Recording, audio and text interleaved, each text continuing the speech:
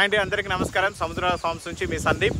ఇక్కడ చూసారంటే 3 రోజులకు ముందు చామంతి నార నాటినాము. ఇప్పుడు కట్టె బర్రెలు తీసుకొని వస్తున్నాము. ఎందుకు అంటే ఎల్ఈడి బల్బులు త్వరలో ఫిక్స్ చేయబోతున్నాము.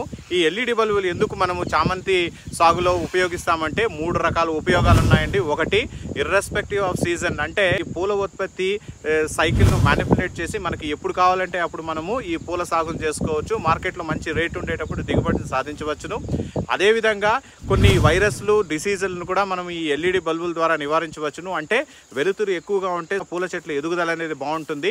మా కుప్పం ప్రాంతం చాలా చల్లని ప్రదేశం కాబట్టి జూలై నుంచి సంక్రాంతి వరకు ఇక్కడ ఎండలు ఎక్కువగా ఉండదు, మోడంగా ఉంటుంది, మబ్బులు కమ్ముంటుంది. ఇలాంటి వాతావరణంలో పూల ఎదుగుదల అనేది కష్టమవుతుంది కాబట్టి ఎల్ఈడి బల్బుల ద్వారా ఎక్కువ వెలుతురును మనము ప్రతి చెట్టుకు అందించినట్లయితే చెట్టు ఎదుగుదల ఉంటుంది. అదేవిధంగా మనకు పూల ఉత్పత్తి కూడా బాగుంటుంది, మంచి క్వాలిటీ ఫ్లవర్స్ వస్తుంది, దిగుబడి బాగుంటుంది. మార్కెట్లో కూడా మనకు తగిన రేట్ వచ్చినప్పుడు మనం అమ్ముకోవచ్చు. రాబోయే రోజుల్లో ఏ విధంగా ఈ ఎల్ఈడి బల్బులు అనేది ఫిక్స్ చేయబోతున్నామని కూడా వీడియోలో చూపిస్తాను. ఇవన్నీ కూడా మన స్పెక్యులేషన్సే అండి.